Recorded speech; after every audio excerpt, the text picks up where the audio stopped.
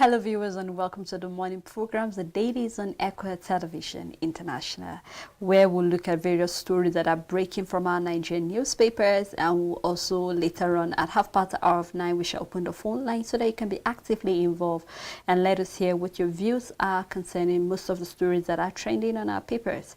I'm Sarah Elisha and I have with me Rachel Tansay. Good morning, Sarah. How are you doing, Rachel? I'm fine. How about you? I'm great, thank you so much. All right, let's run through the papers and I'll be starting with the Blueprint newspaper. The first story here, we're having Rishi Sunak emerges as British Prime Minister, that you can find on page 24. That's from the International Wall.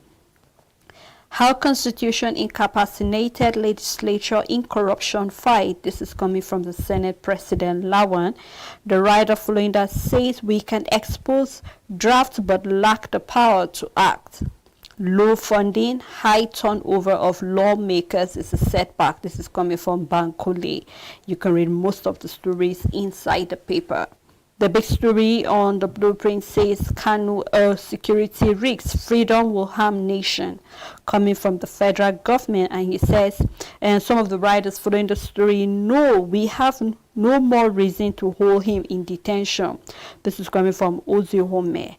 And we have appeal court reserved judgment in federal government request for stay of judgment, which you can find on page 6. Flight disruption imminent as Jet A1 scarcity looms. And from Rivers State, we're having Wike's claim of exclusion by Atiku lacks the truth, coming from the PDP group. And federal government and ASU agree on UTAS. And then we have the IPPIS Lee Haybird, which you can find on page 14.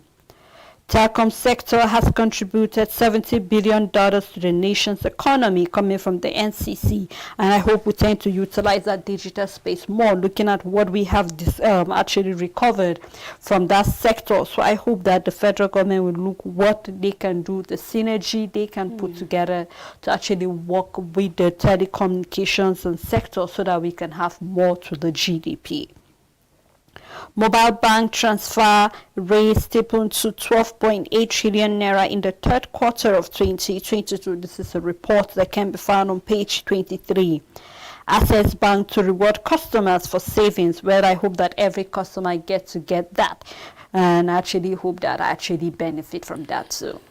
And also still looking at the story, we have Nigeria moving toward manufacturing economy, coming from Nasani, which you can find on page 7. And we have from the human angle story coming from Lagos State. Pastor remanded over sex during church deliverance. This is really a sad one.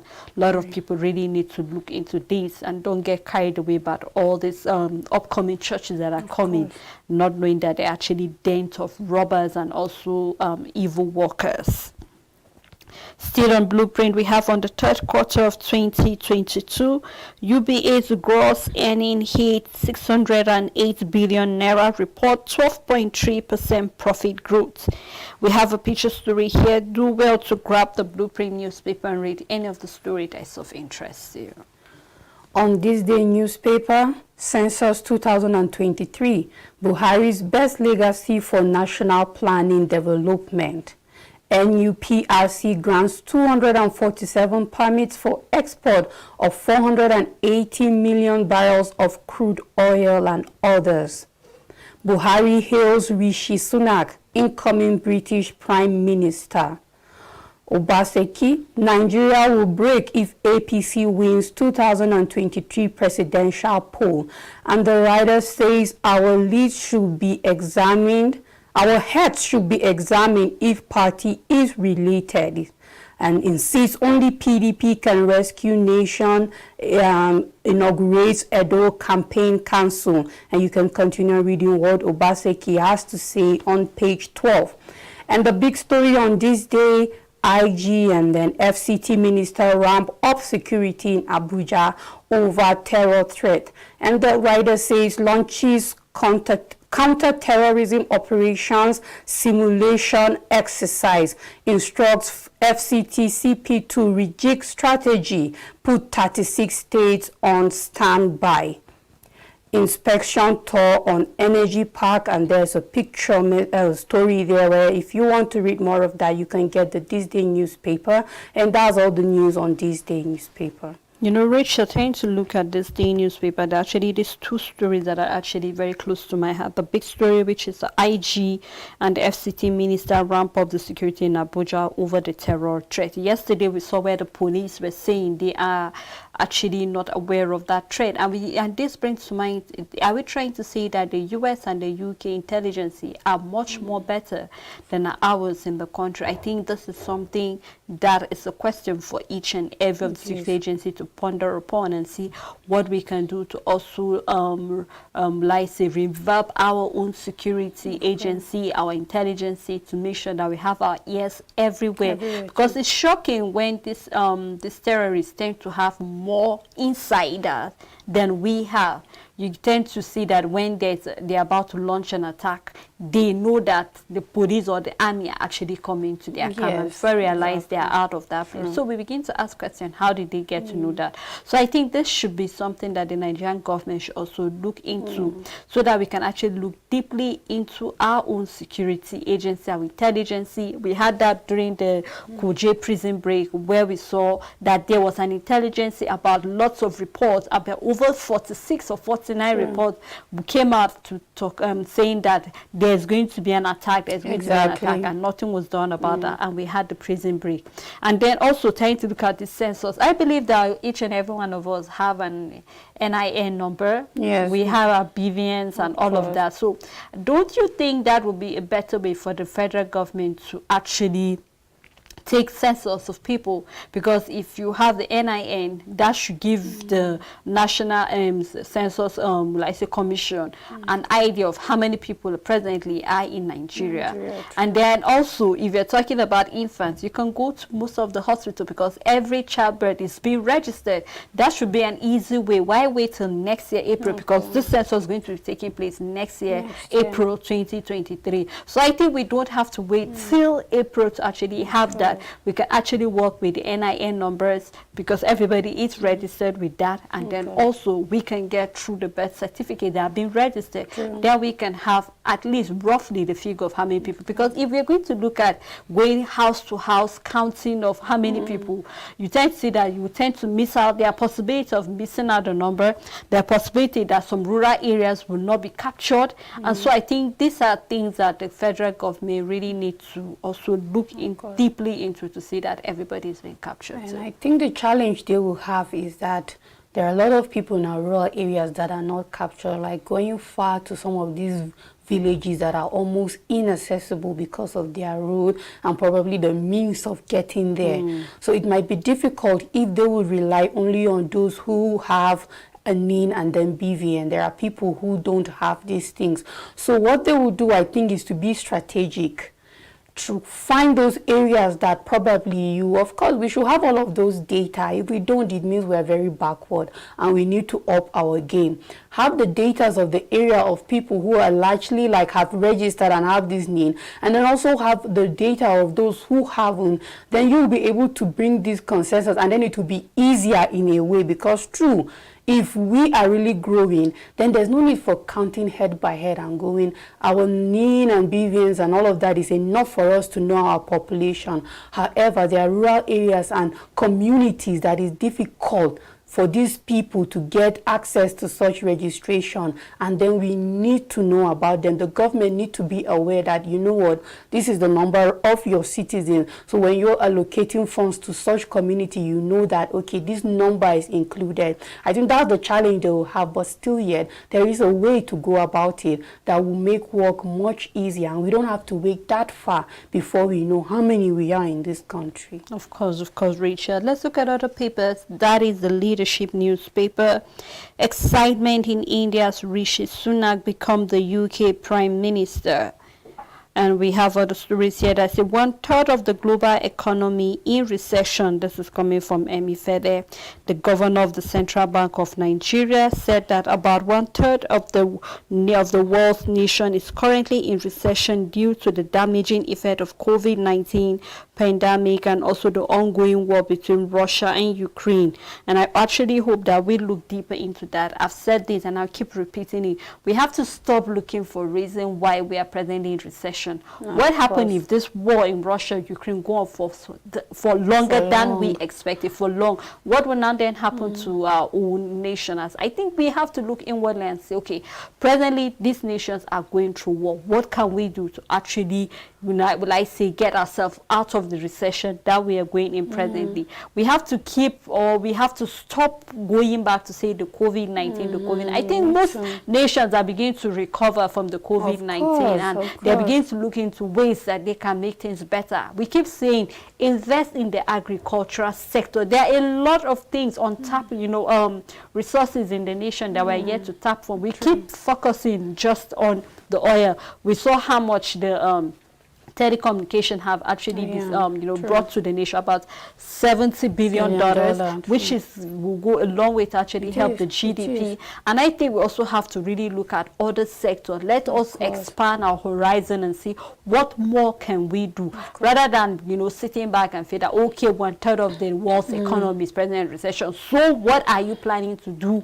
As your own capacity as a CBN governor, what are other ministers, what are other people doing to say that, okay, this is what we are, or this is where we are presently, but what can we do to actually get out of the recession that we're in? The funny thing is that this keeps showing us that we are our problems. Because when you look at it, if the war in Russia and Ukraine, it means we know that Russia is also oil producing and then supplying country. It means if there's a war in Russia and probably they are not able to supply as much, we should be able to fill in the gap. It means we should be able to give out more there and make more money at this period of time. That's how I see it. But then we are having oil theft. We are not even meeting our quota, talk more of exceeding it. We're not meeting what we're expected to, talk more of exceeding it. So when you look at it, even when we have the opportunity to thrive and do better economically, we're not. And what I've noticed with the Nigerian government is even before now, before the present government, there's this attitude, there's this culture of blame. We're so comfortable pointing fingers at what is wrong, who did this, who is to be blamed. Like, 4 years later, 8 years later, like I remember when the APC came into power, even 4 years later, they were still blaming the PDP. And just as you said about COVID, even after so many people are recovering, so many nations are recovering, we are still pointing fingers. At a time where there is a war, for example, that Russia have had so many sanctions and some other countries are not buying oil from them, that this is an opportunity for us to step in and probably be the ones supplying oil to these people. We can't even meet our normal. So when you look at it, it just keeps revealing that we are our problem and we need to sit up and fix our problem. We know what it is. What is the solution? It's not just about talking about recession, inflation, this and that. What is the way forward? I just hope we do something about it. Of course, and I think if you're talking about the way forward, we have to tackle the oil theft, and that's talking about corruption. Because corruption is the reason why we are where we are today. Because it always, it makes me sad that every little problem that the nation is facing, Nigeria is first to get weak. Any little thing that happening anywhere, we get affected by it. Let's produce our own wheat so that we stop saying Ukraine are having issues. We have the very beautiful weather. We have all that it takes. Everything it takes. So I hope that we work towards that. Still on the leadership newspaper, security alert, police launch Operation Dakan Gagawa in Abuja, which you can find on page 7. The big story, finally, Atiku Wike reconciliation collapses. The writer following that story, Rivers governor say he won't campaign for the ex-VP. Nominate Amechi loyally, 16 others as commissioners. Atiku suspend campaign, visit state ravaged by the flood today.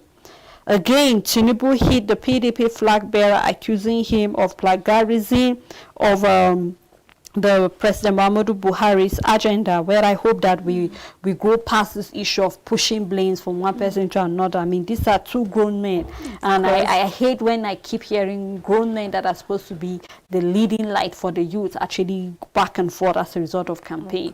So I hope that they just remain on their track and do what is expected of them.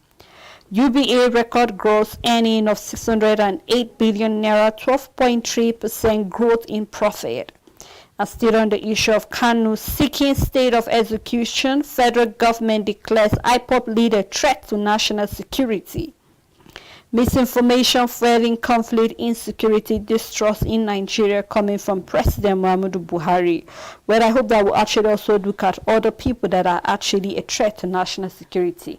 For a while right now, I've not heard anything about Boko Haram, the leaders. I've not heard anything on the papers. And I hope that the federal government is actually doing more to actually investigate more about that. The fact that they are quiet right now does not mean that they are not cooking something up. And we never can tell what they are cooking. So I hope that we don't just relax and say these people are actually somewhere, but that just like the IG said, not just in the FCT but also the other 36 states, the security outfit out there have to be up and about. Keep your eyes, your ears to the ground and make sure that anything you see, you actually act snappy on that. I think that is the way forward here. At this point, I would like to say we're a waiting nation. Instead of doing, we wait. We always wait until something happens, because when you said it doesn't mean that they are not planning, the fact that they are quiet, why have there been no report of capturing any leader here or there of the Boko Haram? Whether we like it or not, they are still a threat to us. So why are we waiting until they finish cooking up what they have, until they execute it, then before they will start trying to do something and trying to capture these people? They are still there. They are out there. They have leaders. What are you doing? I feel by now, if there has been some on the ground work, by now we should be having news, like just how we keep having news from the NDLA about busting drug barons here and there. We should be able to be hearing news from our defense agency that they've been able to catch one local leader here, one leader here, one leader here of the Boko Haram, because these people are still there. They are still a threat to us. It's not like the issue of Boko Haram is completely gone. Why are we waiting till they strike, then before people will start working? Let's stop waiting and let's do our work, and let's keep seeing news about capture here and there and stuff like that. Is going to go a long way helping us. Of course, Richard, will go a long way. So just like you said, we hope that we hear more, record of capturing left, right, and center, because we're still waiting for the leads of those that are sponsoring this Boko Haram. Nothing has been said about that. The case of Mamu, presently, it's still ongoing, but we don't know what is happening with the DSS. I think over 60 days is already almost over when the DSS were given to interrogate him. So we hope to see more reports about what did he say, who are the people, and all of that. So we'll just keep our fingers crossed. And we have a picture story also on the Leadership newspaper. So you can do well to get the paper and actually read any of the stories that's of interest to you. And on the Nigerian Tribune, why I won't campaign for Atiku. This is coming from Wike, and you can read that on page 28. Nigeria will break if APC wins presidency in 2023. This is coming from Obaseki. 42-year-old Rishi Sunak is first Hindu to become UK Prime Minister, and you can read that on page 14. Ekiti Speaker didn't die of food poisoning. This is coming from Exude CMD, and you can read more of that on page 25. This is coming from the police. US-UK security advisory to citizen being reviewed, and you can read that on page 4. Court orders final for future of Dezeni's Abuja's homes and cars. And the big story on Nigerian Tribune, still on flood. Give me prevention plan in 90 days. Buhari redirect ministers. Lagos government alerts residents of Ikoyi, Victoria Island, Lekki, Epe to lagoon backflow due to high tide. Over 400 people homeless in Kogi communities. And PANDEF sets up committee to help victims in Niger Delta, and you can read that on page 27. Still on the Nigerian Tribune, father breaks 8-week-old son's hand for disturbing his sleep. That is so sad, and that father needs to work on his anger issues and any other person with anger issues, because I want to believe that this is lack of anger management that will lead to such kind of action. Gunmen kidnap driver, 10 passengers in Benue State. You can find that story on page 26. Smugglers kill custom officers, injure 3 others in Kwara. You can find that story on page 27.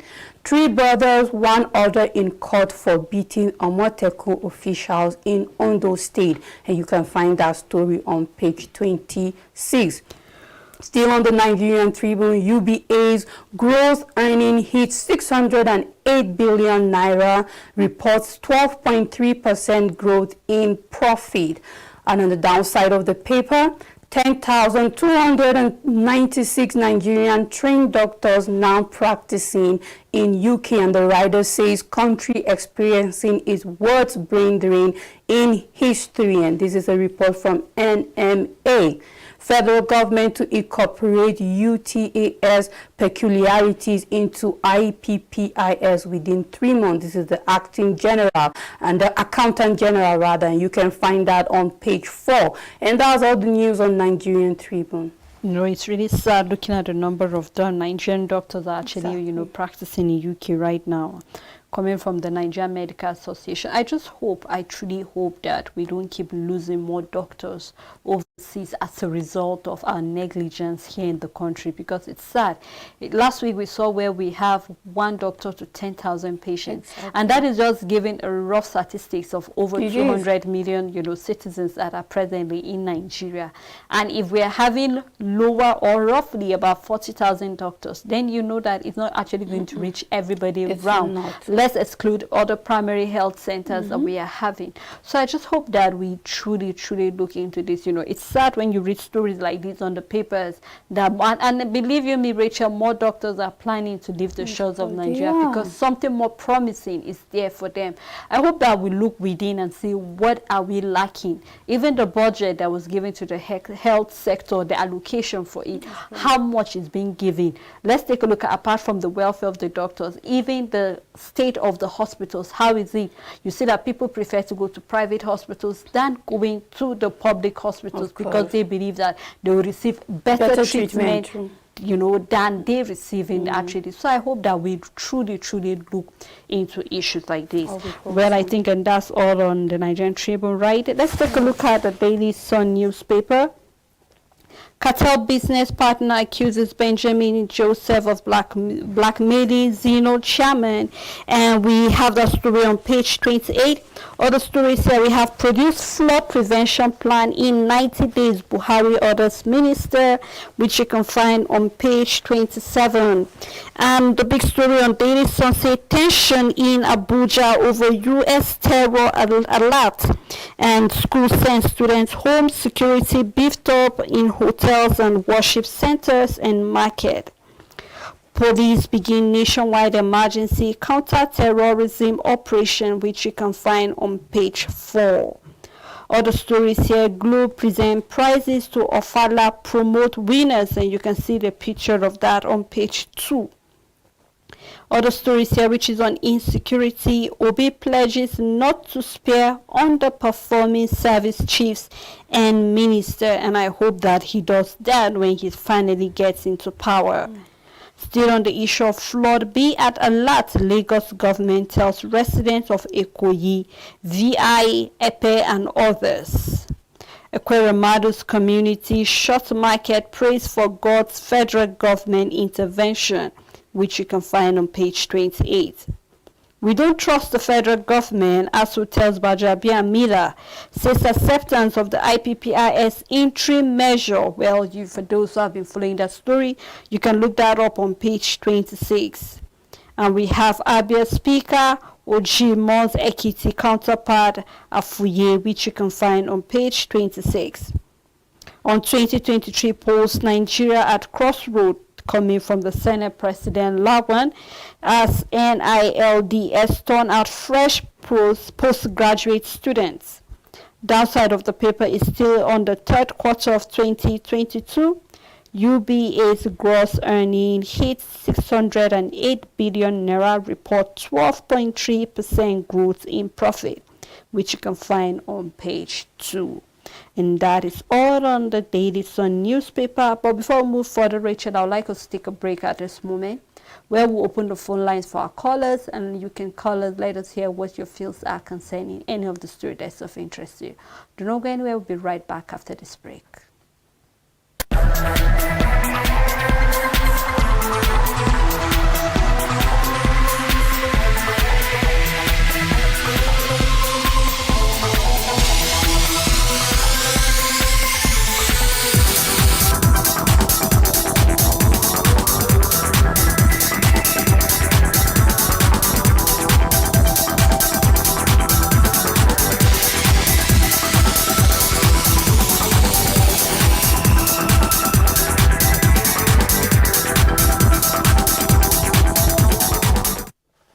Welcome back. If you're just tuning in, it's still the Dailies on Echo Television International. We've been looking at various stories that have been flying on our papers, from the alert the IG is actually giving, the looking at the threat that came in on Sunday concerning the threat that have been sent to attack Abuja, but also the security agency on standby for other 36 states in case of any attack. So you can actually call us, let us hear what your feels are concerning all of the stories or any of the stories that is of interest to you on the paper. I'm still your host, Sarah Elisha, and my co-host is Rachel Tanzi. Thank you, Rachel, for doing this with me. All right, our phone numbers are displayed on your screen, so you can do well to call us. Let's move to other papers, Rachel. On the Punch newspaper, Buhari demands action plans. Bayelsa gets donation, and this is still on flooding. Nigeria loses 3 million oil barrels monthly. This is coming from the federal government. External debt rises to $40 billion under Buhari. This is coming from our finance minister, and you can read more of that on page 19. And the big story is still on U.S. terror alert. Atiku Tinubu Obi demand security beef up, reject campaign suspension. And the writer for that story, PDP Labour Party tax security agency on supporter protection at rallies. Police issue advisory, ask parties to fortify campaign venue to forestall attacks. We are on top of the situation, Defense Headquarters and the DSS. No cause for alarm, APC and then PCC. And there's a picture story, Disney forfeits Abuja mansions, luxury cars to the federal government, and you can read more of that on page 27 of the Punch newspaper. And on the downside of the paper, 10,296 Nigerian doctors practicing in UK, NMA laments. Contraband seeking soldiers kill Ogun Bisman. Mob lynches officer, and you can read that sad story on pages 4 and 6. Tanker explosion grounds Lagos Ibadan Expressway and 2 dead, and you can read that on page 6. And that's all the news on the Punch newspaper. On the Nation newspaper, EFCC secures finally forfeiture of Makudi's properties in Abuja. And on flooding, Lagos put Ikoyi, Lekki and VI resident on the alert. We remember there was an alert that came in that even in November, we're going to be having some heavy rains, and that is a flooding in those areas. So for those who are living in Ikoyi, Lekki and VI, you should be very, very careful, and also seek for other place, if possible, to actually leave their residence and go to a safer area. Still on the Nation newspaper, federal government tackles UAE over visa ban. And UBA gross earning hit 608 billion naira in the third quarter. APC tackles PDP chief tie over remark on Tinubu's action plan. And the screaming story on the Nation, which is on 2023, Wike reject Atiku. The writer on the paper say River governor vows not to campaign for the PDP standard bearer. Inaugurate council for Rivers party candidates. I have never seen how people would disrespect a state like Rivers and go and choose those who are enemies of the state. Well, I think this quote is coming from the Rivers State governor.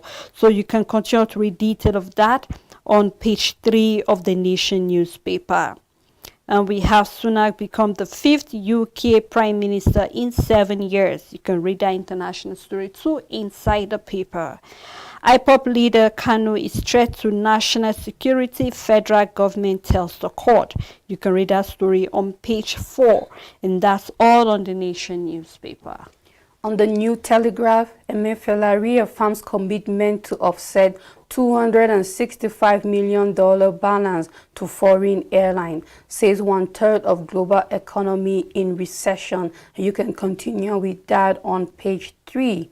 Queue resurface in Lagos as scarcity hits depot. How Rishi Sunak emerged new UK Prime Minister. You can read that on page 4 and 5. Still on strike, we have confidence in Gbajabiamila to resolve dispute. This is coming from ASU. Appeal Court reserves judgment in federal government request for stay of judgment releasing Kanu. And you can read more of that on page 4. UBA's gross earning hit 608 billion naira. Profit grows by 12.3% in the third quarter of this year, 2022. And the big story, unprecedented flooding. Nimet blames state for calamity, says weather forecast gave an incline. And Lagos issue red alert to Ikoyi, Victoria Island and Lekki residents. We need solution, not relief materials. This is coming from HostCom. President should visit our state, Bayelsa Elders Council. Produce flood curtailment plan in 90 days.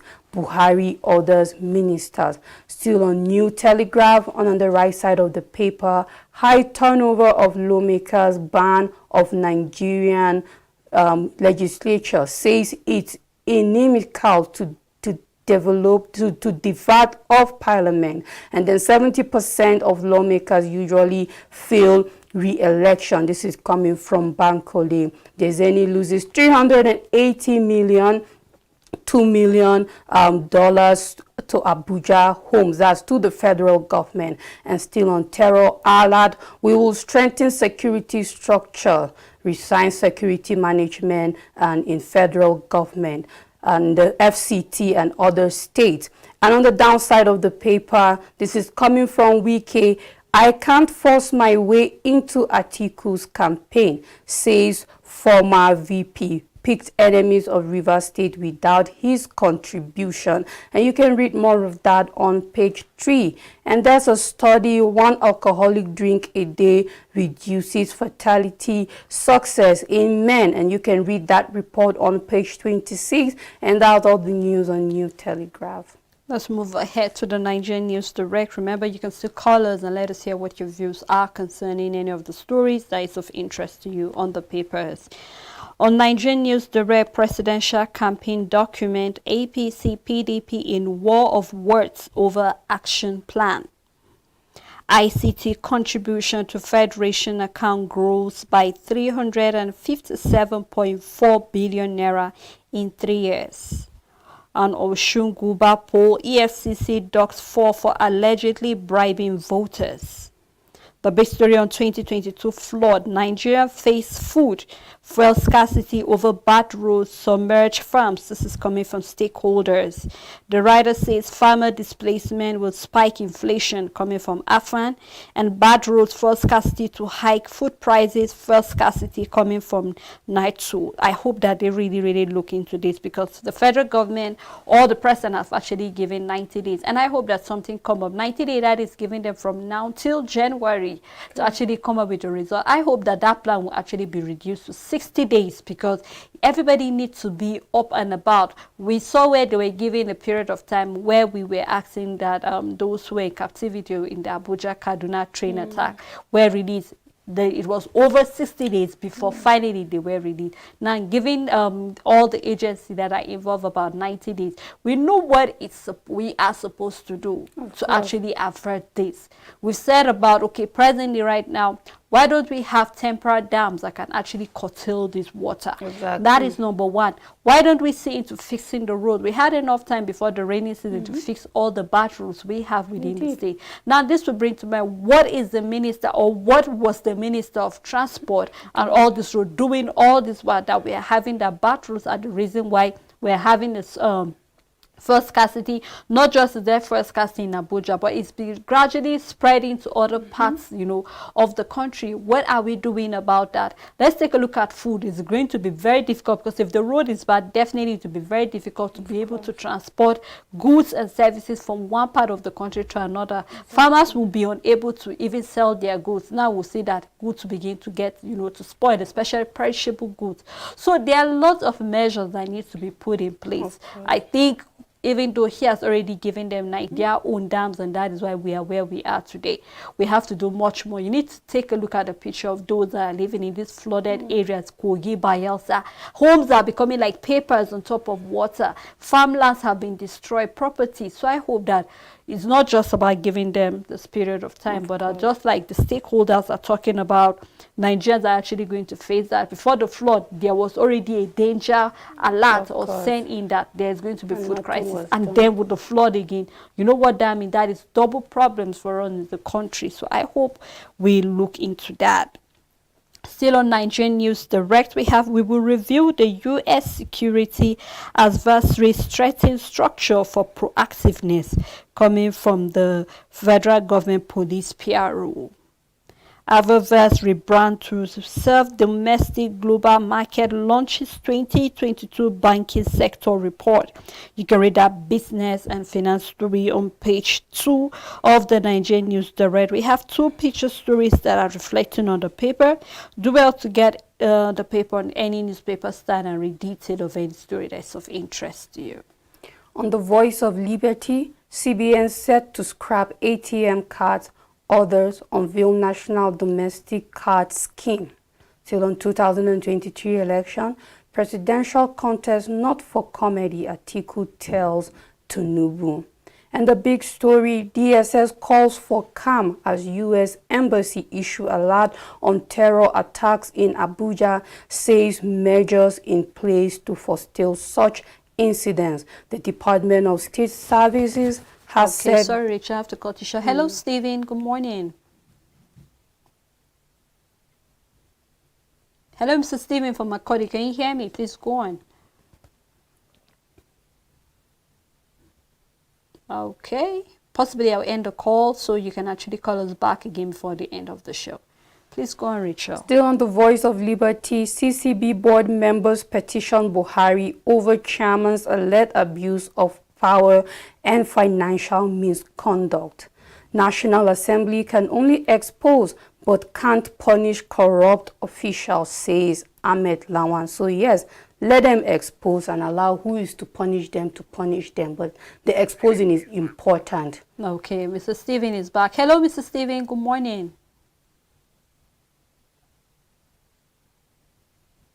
Hello, Mr. Stephen. Can you hear me?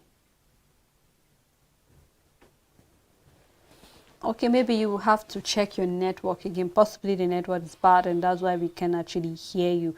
Please, let's go on, Rachel. Yes, and as I was saying, Sele, the exposing is also very important because we need to know who will be punished.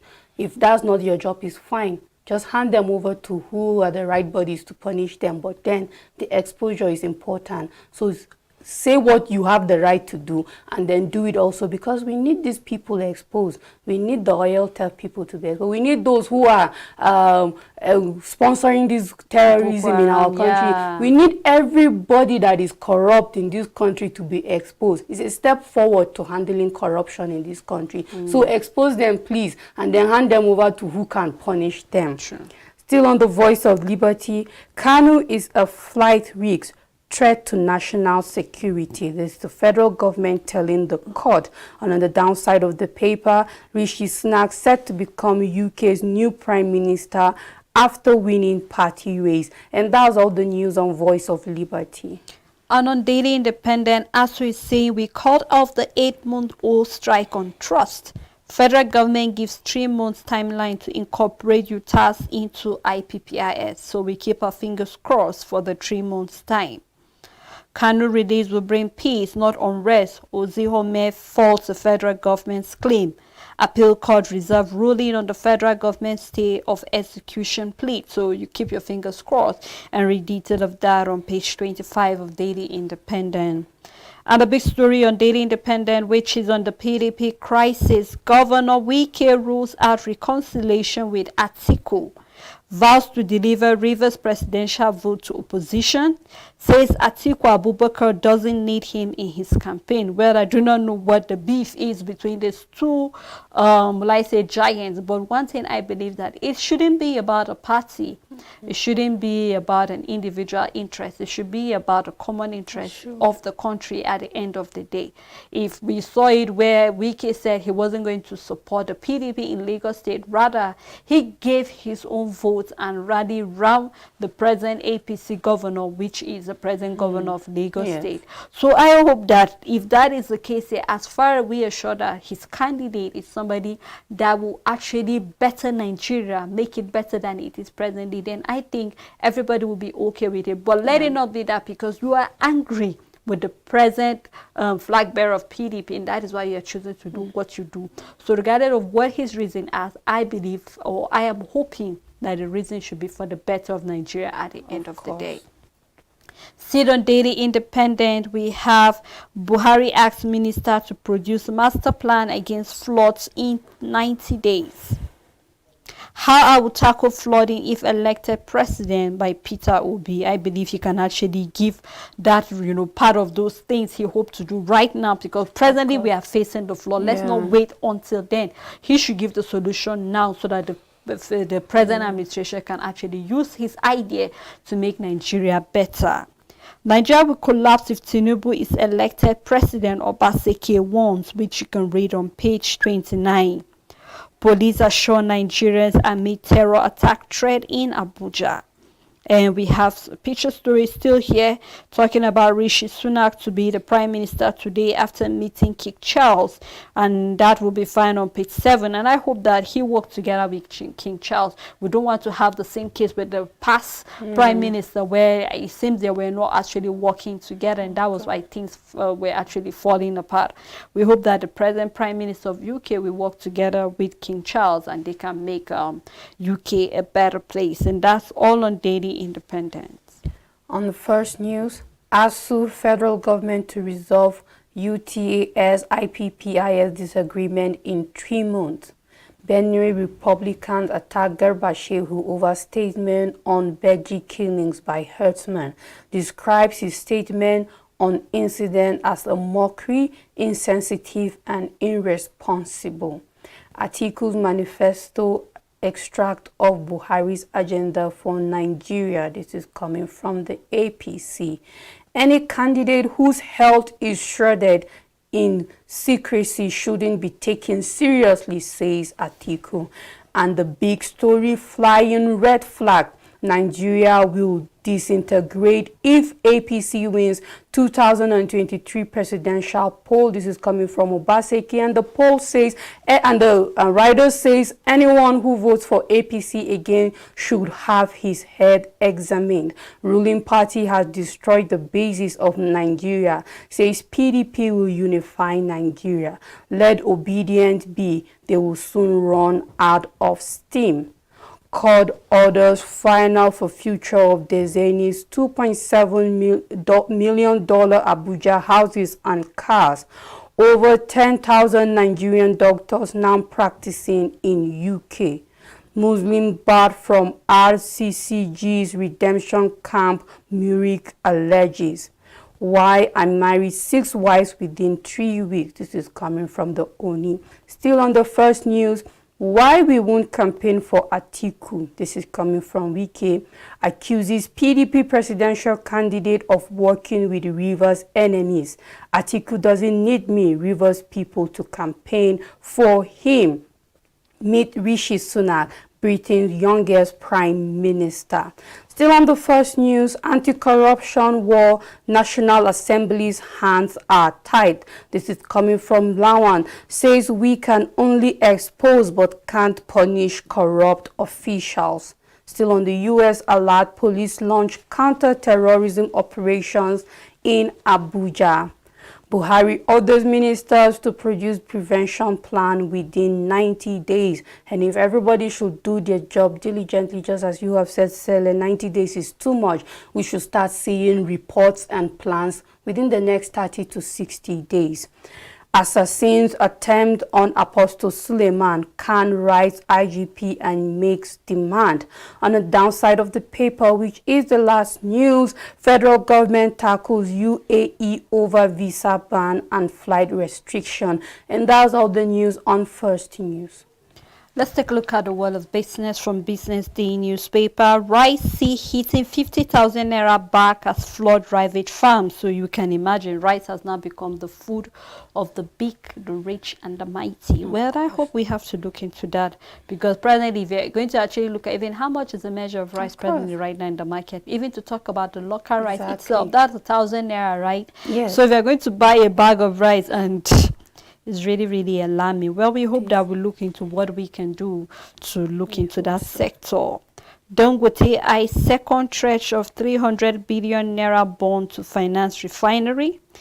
We can see that the UBA's 9-month gross earning rise 23 to 608 billion naira. And we have an issue that says betting rises as poverty and joblessness hit Nigerians. For this to actually reflect on our paper, that means there's a lot that needs to be done about making the youth to be more employed. Because we've seen where lives have been lost as a result of betting and all of these things. You know, lots of youth have actually even gone into the Yahoo Plus, Yahoo Plus Plus, and all of that. So we hope that the government and all the people be involved. And if it means having some skills that this youth can actually learn, and then they have some machines actually work on, immediately after they learn that, I think that will go a long way to actually they can contribute to the GDP of Nigeria, no matter how little it is. And that's all on Business Day newspaper. On the Guardian newspaper, government dares foreign airlines to shut down operation and threatens reciprocity. And you can read that on page 3. Diversified business model, others lift UBA's third quarter profit by 12.3%. Nigeria still at risk of importing wild polio virus. This is a report from NPHCDA, and this is a warning to Nigeria. Sunak to become first British Asian Prime Minister. And the big story, women threaten boycott to engage Tinubu, Atiku, Obi, and others. And the writer says, Akiyode Afalabi, we don't know presidential candidates' plan for women. Advocacy group tax Tinubu, Atiku, others on gender balance. Nigeria will break up if APC wins, says Obaseki. And this is coming from Wike. Atiku disrespected, sidelined me to assemble his campaign list. Group fault Wike on exclusion of his group from Atiku. And on the downside of the paper, experts urge federal government to tighten security around soft targets. And this is still on our terror alert, and you can read that on page 30. Federal government, why we don't want Kanu released. And this back and forth has been going on. Let the federal government come out clearly and tell Nigerians why they won't release him. Throughout the paper, we've been seeing them saying he is a threat. How is he a threat? Let us know all of these things. And why are you still keeping him? Because as long as there's no conclusion, this will still keep being on our paper, and there will be back and forth with the IPOB. And I don't think we don't want that for Nigeria, because I feel it, in the long run, it might be a threat to whatever the campaign, the election, because we see where the IPOB is saying if they don't release him, there will be a problem coming election. And we know what we can go through when there is such threat. It's something doable. So tell us why he is a threat and why you're still keeping him. And on the downside of the paper, arrest attackers of Jandor Akindele campaign train. PDP tells police, and you can read more of that news on page 29. And that's all the news on the Guardian newspaper. All right, let's round it up with the Teen Trust newspaper. Foundation sponsor education of 60 orphans in Sokoto. You can read that on page 4. And we have 11-year-old girl gets World Bank scholarship in Kano. That's really very, very great and wonderful one.